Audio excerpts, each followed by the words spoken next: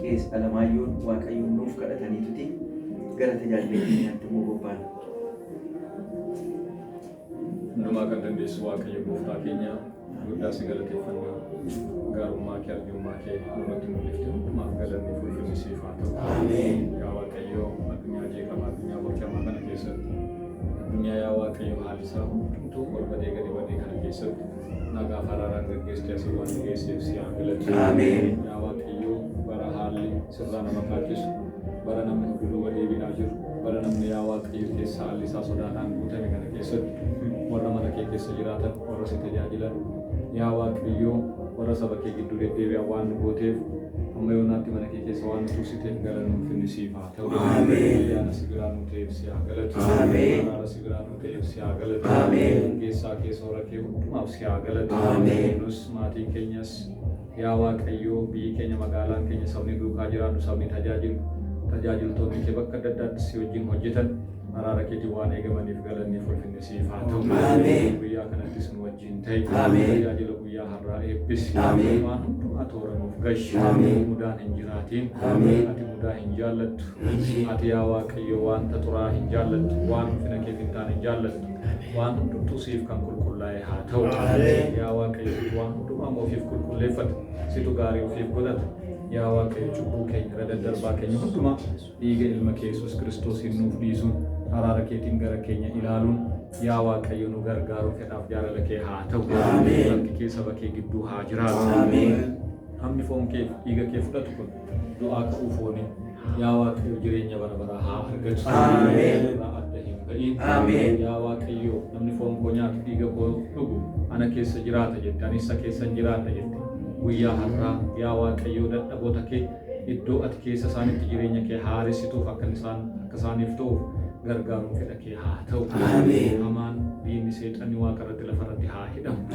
Iddoo hundumaatti argamee yaa Waaqayyo saba kee qoccoluu barbaadu saba kee dadhabsiisuu barbaadu tajaajila ijoollee kee harkatti qabuu barbaadu waaqeffannaa siif akkan taane akkasiif hin malle gochuudhaaf tooftaa mala adda addaatiin kan hojjetu maqaa gooftaa Yesuus Kiristoosiin kan hidhame haa ta'u. Waaqa irratti haa hidhamu. Lafa irratti haa hidhamu.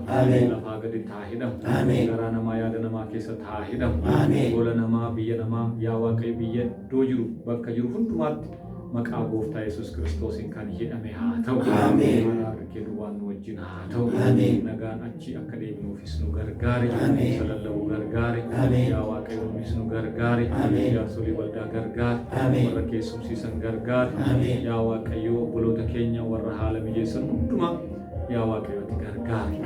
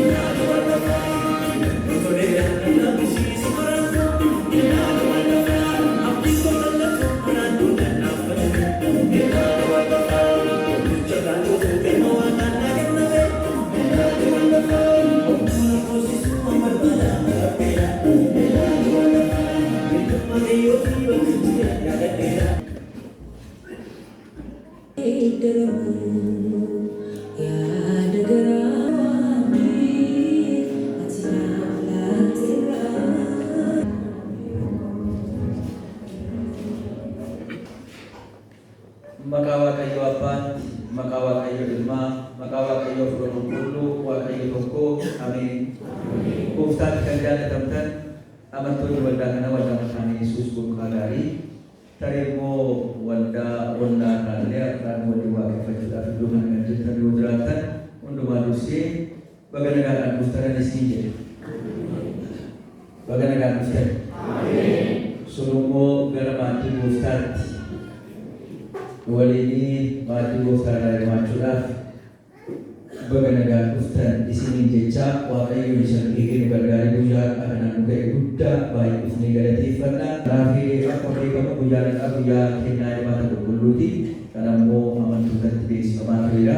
Isinis kanaaf qophooftanii ganamaan alaa mana guuttanii caffeettanii teessaniittu Waaqayyo isin haa eebbisu. Hoksaan hirmaata qulqulluu isinii gala jechuudha. Faayidaan isaa, dhoofsaan isaa, bu'aan isaa isinii gala. Kanaafi akka isin gaafa isinii dhuftan isa kanadha.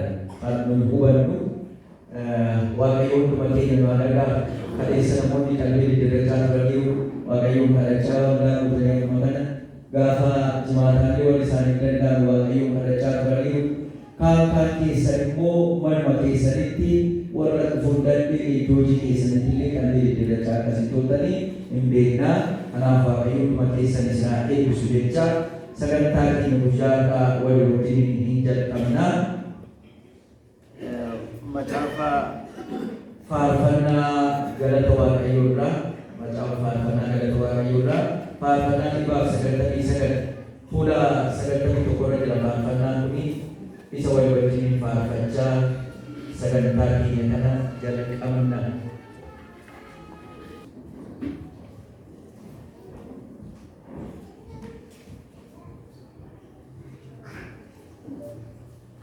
cubbuu koo siin galateeffadha mootii koodha.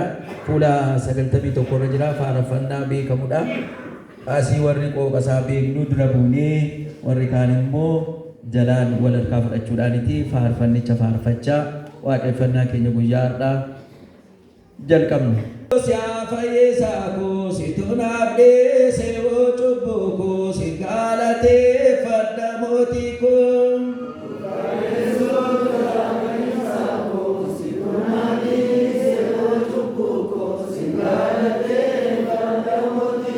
Gooftaa Yesuus yaa fayyisaa koo situ naaf deesse yoo cubbuu koo si galateeffadha mootii koo. Yesuus yaa fayyisaa koo situ naaf deesse yoo cubbuu koo si galateeffadha mootii koo. Atuu sabaaf jettee yaa fayyisaa koo.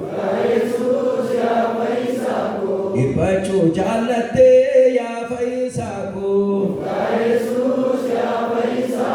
Qooda keenya duutee yaa fayyisaa koo. Yesuus yaa fayyisaa koo. Jireenya nuuf laattee yaa fayyisaa koo. Yesuus yaa fayyisaa koo. Gooftaa Yesuus yaa fayyisaa koo situ naaf deesse yoo cubbuu koo si galateeffadha mootii koo. Yesuus yaa fayyisaa koo situ naaf deesse yoo cubbuu koo si galateeffadha mootii koo. Addaami jalqabnee yaa fayyisaa koo. Yesuus yaa fayyisaa koo. Kan cubbuutti kufnee yaa fayyisaa koo. Yesuus yaa fayyisaa koo. Du'aa mo'uu keetiin yaa fayyisaa koo. Yesuus yaa fayyisaa koo. Nu hunduu fayyinee yaa fayyisaa koo. Yesuus yaa fayyisaa koo. Gooftaa Yesuus yaa fayyisaa koo situ naaf dhiise yoo cubbuu koo si galateeffadha mootii koo. Yesuus yaa fayyisaa koo situ naaf dhiise yoo cubbuu koo si galateeffadha mootii koo. Garaata kee gooftaa yaa fayyisaa koo. Yesuus yaa fayyisaa koo. Furii cubbamootaa yaa fayyisaa koo. Yesuus yaa fayyisaa koo. Kan nu fayyifattee yaa fayyisaa koo. Yesuus yaa fayyisaa koo. Jireenya nuuf laattee yaa fayyisaa koo. Yesuus yaa fayyisaa koo. Gooftaa Yesuus yaa fayyisaa koo situ naaf dhiise yoo cubbuu koo si galateeffadha mootii koo. Yesuus yaa fayyisaa koo situ naaf dhiise yoo cubbuu koo si galateeffadha mootii koo. Gooftaa Yesuus yaa fayyisaa koo situ naaf dhiise yoo cubbuu koo si galateeffadha mootii koo. Yesuus yaa fayyisaa koo situ naaf dhiise yoo cubbuu koo si galateeffadha mootii koo.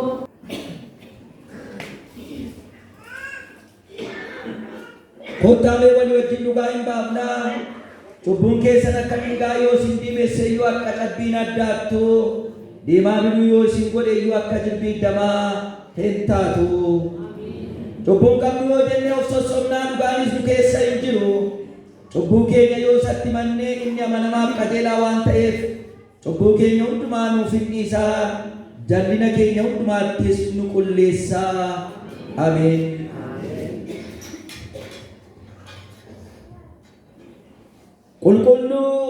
Qulqulluudha Waaqayyo gooftaan maccaa.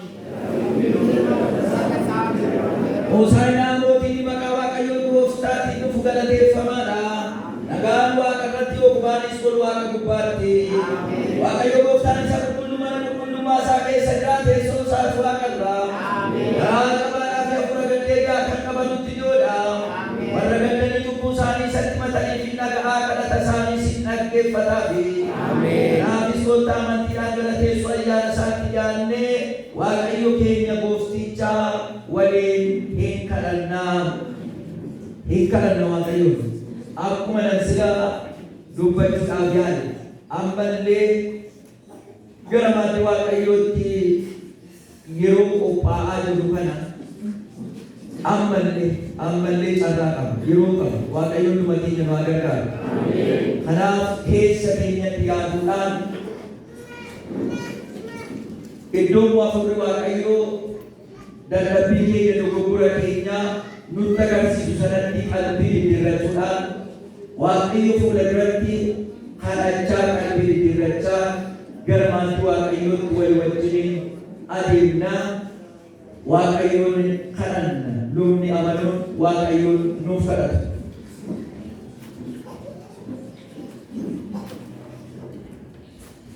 Kadhanna Waaqayyoon yaada garaa keenyaan adeemsa keenyaan dhaabbannaa keenyaan Waaqayyoon Gooftaa isatti gaddisiisne hundumaatti maaddii isaa isa ulfina qabeessa kanaatti yeroo gara isaatti dhiyaannu miilla kee eeggadhu mana qulqullummaa Waaqayyoo yeroo galtu sagaduu laateera. Waaqayyo waan guddaa isin gidduutti hojjechuuf waan jiruufi har'aa borii tokko qopheessaa yaada keessan qulqulleeffadhaa nuun jedha. Gooftaa ulfinaa nuyi irraa maaddii isaarraa hirmaachuu dhufne kun mootiin kun mootii caaludha. Gooftaan kun gooftaa. Abbaan kun abbaa abbootaati. Waaqni kun waaqa waaqotaati. Mee akka itti araaramnu namummaa keenya ni Waaqayyoon kan gaddisiisne yaada keenya Waaqayyoon kan gaddisiisne mee ammas teessu isaa tokkolootan ko yaada garaa keenya kan cabsannee araara kadhachaa gara teessu Waaqayyoo tari'aannu. Yaa Waaqayyo abbaa keenya guddaa guddisnee si galateeffanna. Maqaa ilma kee Yesuus Kiristoosin nu jaallatte araara guddaa nutti agarsiiste cubbuu keenyaaf yakka keenya nu dhiifte. Yaa Waaqayyo har'aa waan nu geesseef Waaqaaf lafarratti maqaan kee bara baraan kan eebbifame haa ta'u. Ati gooftaa gooftotaadha ulfinni siif haa ta'u. Ati mootii moototaadha maqaan kee haa eebbifamu. Ati uumaa waan hundumaadha ulfaadhu. Ati jajamuun si mala jajami. Ulfeeffamuun si mala ulfeeffami. Kabajamuun si mala kabajami. Ati Waaqayyoodha ol jedhi. Saba kee nu gargaartee nu wajjin taatee du'a nu oolchitee salphina nu oolchitee nyaatamuu nu oolchitee walii nu oolchitee dhabsiisee kana nurraa kaaftee tokko keenya baaftee Waaqayyo Gooftaa nu saba kee addanaa waan nu geesse ulfinni galanni hooqumaan maqaa Yesuusin si baay'atu. Maqaa Yesuusin si baay'atu. Galata keenya qabannee dura keetti dhiyaanneerra. Nurra gargaaramne galata keetti qabannee dura keetti dhiyaanneerra. Warratti nu oolchite yaa Waaqayyo Gooftaa ulfina qabannee dura keetti dhiyaanneerra. Galanni si baay'atu. Ulfinni si baay'atu. Maqaa kee eebbifamu. Oolchitee ijoollee kee. Oolchitee saba kee. Barattee saba kee. Harka qabdee saba kee. Wajjin taatee saba kee. Asiin dhageetteetta.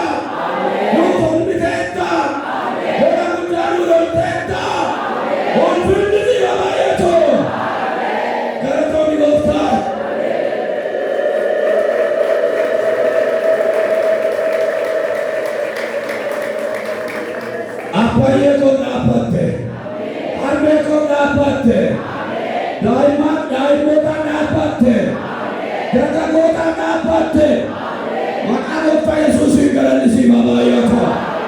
Wantoota seexanaan nurraa qaqqabe galatoomi. Inni abbaa sabaa jedhe duratti taa'ee galatoomi. Inni obboloota maqaa balleessu sanni jedhe duratti taa'ee galatoomi. Eegumsa kee nu ta'ee ulfaadhu. Kunuunsa nu gootee ulfaadhu. Baruu keetti waan nu baattee ulfaadhu. Ija kee waan nu ilaaltee ulfaadhu. Miilli keenya bitittiruu waan ooleef ulfaadhu. Ejjennaan keenya kattaan siginaan dheera waan dhaabbateef galatoomi. Galatoomi abbaa. Eebbifami abbaa. Yeroo jedhi abbaa. Eegumaan si baay'atu abbaa. Galanni keenya si baay'atu abbaa.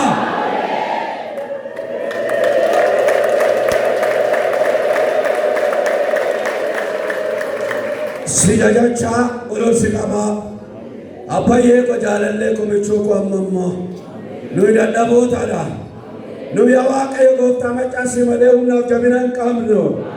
Amala keenyaan kan si gaddisiisne, dhaabbannaa keenyaan kan si gaddisiisne, deemsa keenyaan kan si gaddisiisne, hojii keenyaan kan si gaddisiisne, gad jennee araarsa kadhannaa maqaa gooftaa Yesuus Kiristoosiin nu taraarame. Nu taraarame. Nu taraarame. Yaada keenya yaa Waaqayyo isa jallaan taraarame. Ilaalcha keenya isa macaa taraarame. Dua nama jallaatti hin gammaddu. Obsi kee harka kee bal'istee yaa Waaqayyo gooftaa warra gara keetti deebi'an itti araaramuudhaaf abdii ati kennite amanamaadhaaf dhugaadha. Abbaas kadhanna galma kana nu qulleessa. Dhiiga kee Yesuusin nu qulleessa. Humna sagalee kee nu qulleessa. Dhoksaa kee kanaan nu qulleessa. Yaa Waaqayyo Abbaan sobaa sun dadhabina keenya ilaale, hanqina keenya ilaale, wallaalummaa keenya ilaale, hirraaqachuu keenya ilaale, ayyaana kee keessaa kan nu baasu maqaa gooftaa Yesuus Kiristoosiin araara nutti agarsiistee mana keetti nu deebisuun jaalala keenyaaf haa ta'a. Keessumaa dhoksaa ulfaataa, dhoksaa guddaa qulqulluu ittiin isin keessa jiraadha. Isin keessa jiraattu. Foon koo yoo nyaatte malee, dhiiga koo yoo dhugde malee, jireenyaaf keessaa qabdu. Garuu maaddii koo irraa gaafa nyaattu, maaddiin koo maaddii kabajaadha. Maaddiin koo maaddii ulfinaadha. Maaddiin koo maaddii qulqulluudha. Kanaaf adda duubaatiin natti dhiyaatinuu jetteetta. Maqaa gooftaa Yesuusiin nutti araarame. Araara nutti agarsiisa. Jibba koodee araara nutti agarsiisa. Qulqulluu walqaqqabe araara nutti agarsiisa. Ilaalcha gabbusnee si ilaalee araara nutti agarsiisa. Kana waan gootuuf si agarata. Araara waan gootuuf si agarata. Lubbuu keenya waan nuudituuf si agarata. Yakka keenya waan nuudituuf si agarata. Hidhagate waa keenya waan nuudituuf si agarata. Nu waareessa bu'uura kee. Nu qulleessa bu'uura kee. Nu jabeessa bu'uura kee. Hidhannoo nu ta'e bu'uura kee. Maqaa gooftaa Yesuusiin hafuura kee nu hidhachiisa. Ayyaana kee nu hidhachiisa. Humna dhiiga Yesuusiin ayyaana kee nu hidhachiisa. Maaddii nu kana kana irraa hirmaan. Dhukkufataan ittiin haafayi. Qophoonaan ittiin haguullaa. Dadhabaan ittiin nu argatu. Wallaalaan ittiin habanama. Inji amantoota habanama. Gaafa sana karaa hin baasirra. Inji amantoota banani. Kallattiin itti geeddaran. Adeemsa jijjiiran. Dhaabbannaa jijjiiran. Dubbii jijjiiran. Mata duree jijjiiran. Sitta dhaganama kana. Maqaa gooftaa Yesuus Kiristoosiin. Humna foon kee dhiiga kee kana kan hirmaannu. Kallattiin jireenya saba kanaa geeddarama. Kallattiin jireenya ijoollee kee kanaa geeddarama. Nu geeddari galma kana. Dhugaa baana nu geeddari galma kana. Silaamsina dhugaa nu geeddari galma kana. Badiga keenya. Badiga keenya. Qulqullummaan badiga keenya. Dhugaadhaan badiga keenya. Jireenyaan badiga keenya. Bali. Waaqa karaa ilmaa asirratti. Maaddii isaanii tolkattee. Ija isaanii bantee. Iji keenya habanuu galma kana. Ulfina keenyatti mul'isi galma kana. Harka keenyatti mul'isi galma kana. Yaa Waaqayyo gooftaa. Yeroo walitti qabamnu kanatti immoo karaa hin beekne karaa yaa Waaqayyo gooftaa bifa dhokataa gidduu saba kee galee jireenya ijoollee kee kan dhibu. Tokkummaa saba kanaa kan bittinneessuuf yaalii godhu. Qilleensarra, lafarra, dhiyoorra, fagoorra, ergamaan abbaa soba, sammuu namaarra, qalbii namaarra, maqaa gooftaa Yesuusiin kan waraaname haa ta'u. Ilmi Waaqayyoo hojiin seexanaa diiguun mul'ate jedhamee caafamee jira. Harka keessan ol kaasaa. Yesuus gooftaadha. Mana keerraa haa diigamu. Jireenya keenyarraa haa diigamu. sagantaa kanarraa haa diigamu. Dachee keenyarraa haa diigamu. Diigi maqaa gooftaa Yesuusiin. Diigami maqaa gooftaa Yesuusiin. Diigami maqaa gooftaa Yesuusiin. Ergamaan abbaa Oromaa yaada kee karoora kee galmaan ga'uudhaaf waan garaagaraa fudhattee kan dhufte, ajandaa qopheeffattee kan dhufte, yaada kee qabattee kan dhufte, maqaa gooftaa Yesuus Kiristoosiin, maqaa gooftaa Yesuus Kiristoosiin raawwatee hojiin kee abidda Waaqayyoodhaan haa nyaatama. Mee maqaa gooftaa Yesuusiin jedhame. Jira maqaa gooftaa Yesuusiin jedhame. Hojiin seeqanaa jedhame. haa diigamu jedhame. Harkaasaa fura. Begeetaa በኢየሱስ ማጣሳ ሀላ ገረገራን ቶርባን ከረከስት ቀባት jireenya keenyatti kan qabate haala garagaraan sammuu keenya kan jeequ begeetaa በኢየሱስ sammuu namootaa irraa qalbii namootaa irraa hafuura namootaa irraa maqaa Yesuusiin kan diigame haa ta'u. Maqaa gooftaa Yesuusiin kan diigame haa ta'u.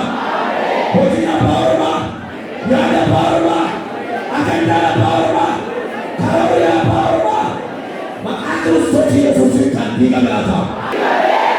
Hadiiga maqaa Yesuusiin, hadiiga maqaa gooftaan, hadiiga maqaa saduraa beekaadha. Kana waan gootuuf si argata. Lallabaan mul'adhu, faarfannaan mul'adhu, kadhannaadhaan mul'adhu. Ulfinni keenya guddaan gooftaa Yesuus gidduu keenya ta'aa argama. Harki keenya gidduu keenya haa deddeebi'u. Sabni kana dhaabbata. Humna foonii dhiiga Kiristoos Yesuusiin amma hirmaa suuraa kan ka'e. Ba'aan bara baay'ee, wantoon bara baay'ee, dhibeen bara baay'ee, dhukkubni bara baay'ee maqaa Kiristoos Yesuusiin hiikama haa argata. Kana waan gootuuf si argata. Sagantaa kana jalqaba isaatti hammatuma isaatti jiraanneerra. Nu wajjin ta'e, nu geggeessa. Gidduu keenyatti mul'adhu. Hafuura jaalalaa, hafuura walii galtee, hafuura obbolummaa, hafuura Waaqayyo wal amansiifachuu, hafuura wal dhaggeeffachuu, hafuura wal kabajuu. Yaa Waaqa gidduu keenyatti dhangala'aa. Cidha hundumaan nu wajjin ta'e. Kallattii hundumaa gidduu keenyatti mul'adhu. Sikara nama ilma kee Kiristoos Yesuus isatti biyya lafaa jaallattee jettee ameen. Galanni ulfinni Waaqayyoof haa ta'u. Luba keenya Waaqayyo isaan eebbisuun eebbifama. Utuma yaada qalbii diddiirrannaa keessa jirru yaa Waaqayyo abbaa keenyaa nu maayii jenna.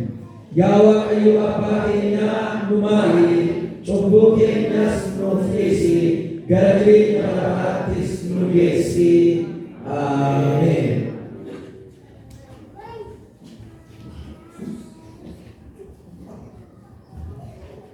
Cubbuu keenya Waaqayyootti, cubbuu keenya garaa gaabbiidhaan guuteen Waaqayyootti yoo himannee maqaa Yesuus Kiristoosiin dhiifama cubbuu keenyaa yoo barbaanne Waaqayyo ayyaana isaatiin cubbuu keenya akka nuuf dhiisu dubbii isaa isa qulqulluudhaaf abdii isaa isa jabaadhaan kan mirkanaa'e.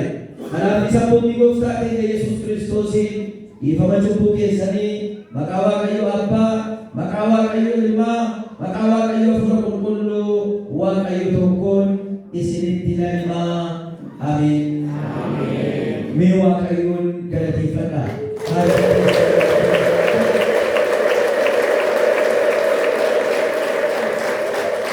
Hundumaa isa caaluu cubbuu keenya sana dhiise Waaqayyoo fi ulfinniif galanni isaaf haa ta'u. Abbaaf ulfinni haa ta'u ilma isaatiif Hafuura Qulqulluufis jalqaba akka ture amma darbees hamma bara baraatti. Ameen. Faarfannaa Yesuus anaaf du'uu kee yommuu yaadadhutti anaanoo baay'ee dhibaa jaalalattamiiti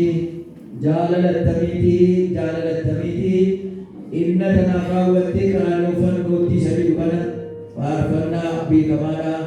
Walii wajjiniin faarfannaa lakkoofsa tokkosa Yesuus anaaf